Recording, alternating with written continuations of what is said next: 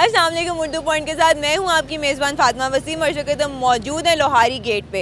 नाज़रीन, हम लोगों ने सुना होगा कि जलेबी की काफ़ी रेसिपीज़ हैं, लेकिन अयूब जलेबी वाला जो कि काफ़ी अरसे से तकरीबन 70 साल से यहाँ पे मेरे ख्याल में अपना स्टॉल लगा के बैठे हैं। आज उनसे जानते हैं कि उनकी जलेबी की इतनी यूनिक रेसिपी कौन सी है और वो यहाँ पे कब से काम कर रहे हैं। को 70 साल हो गए यहाँ ही जलेबियाँ लगाते हैं। अयूब जलेबी वाला लोहारी गेट हैं जी। अल्लाह पाक का बड़ा करम है, शुक्र है उस ज़ात का। बहुत अच्छी जलेबी बनाई दी है और रंग नहीं डाली दा, कोई शैल नहीं डाली दी।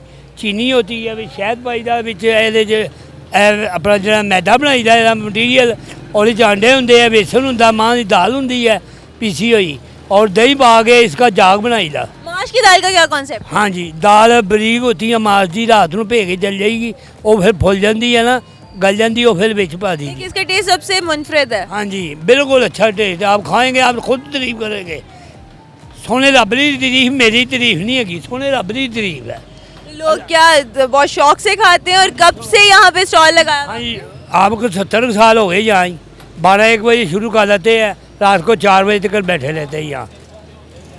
जब आप शाम 4 बजे यहाँ से जाते हैं तो सारा कुछ खाली होता है? खाली होता है माशाल्लाह, अल्लाह पाक का शुक्र है, अल्लाह रिज़्क़ देता है, सोने का बड़ा करम है। हाँ जी, बाकी हालात ही ऐसे हो गए, लोग की गरीब बंदे खान। दिहाड़ी कितनी लगा लेते हैं? दिहाड़ी हम सिर्फ 1000 भी बन जाता, 1500 भी बन जाती, 2000 भी बन जाती है, जैसे जैसे मतलब बाजार का रोको वे उसे होता। तो जलेबियाँ ही क्यों, कुछ और क्यों नहीं?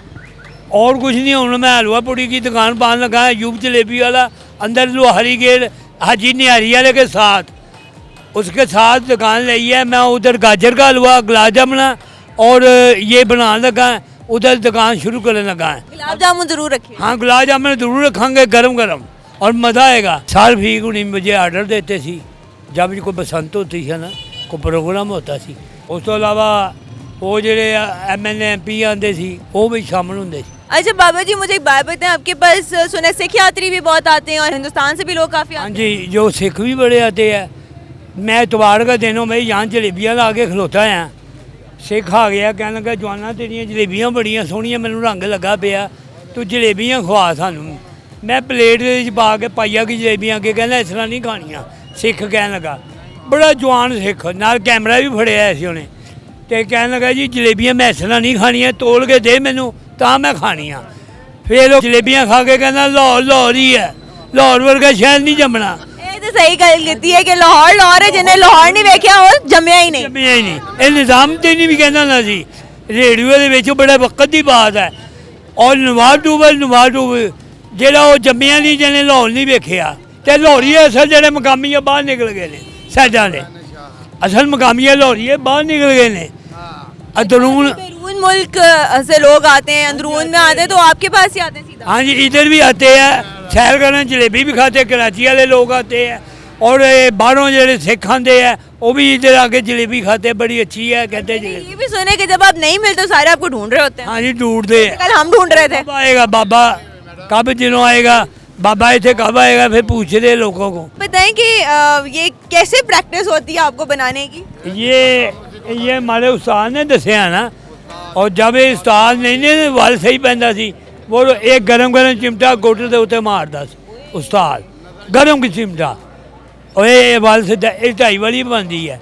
आम बंदा ये वाल नहीं पा सकता, कारीगर पा सकता है इसको वाल। तो ये शीरा जो बनाते हैं ये चीनी का खालिश होता है, शहद में डाली था, बड़ी मक्की का। कितनी उम्र के थे जब ये काम शुरू किया? ये मैंने कोई 22-24 साल है सर जब मैं काम शुरू किया। और कितने साल हो गए करते हुए? मुझे 70 साल तो गुजरे, 60-70 साल दे विच चला गया। खुद से शुरू किया था या अब्बा जान कर रहे थे? तो नहीं, भुट्टो के दौर में शुरू किया। भुट्टो पसंद है? हाँ, आज 4-4 आने की जलेबी खाती सी लड़कियां आगे, आज वो 4-4 बच्चे की मावां बन गई, अभी भी जलेबी है वो मेरे को लैके अपने बच्चे को खुआती हैं। तो मुझे बनाना सिखाएंगे? हाँ जी, सिखाएंगे, अब देखो। चलें आप ये निकालें, फिर मैं अब बनाती हूँ। तो नाज़रीन, आपने इसी के साथ देखा कि आज मैंने जलेबी बनाना भी सीखी है और बाबा जी से हम लोगों ने जलेबी की रेसिपी भी पता की है, जो कि बहुत यूनिक है। तो इसी के साथ मैं अपनी मेज़बान फातिमा वसीम को इजाज़त दीजिए। इंशाल्लाह जल्द हाजिर होंगी एक नए टॉपिक के साथ, तब तक के लिए अल्लाह हाफ़िज़।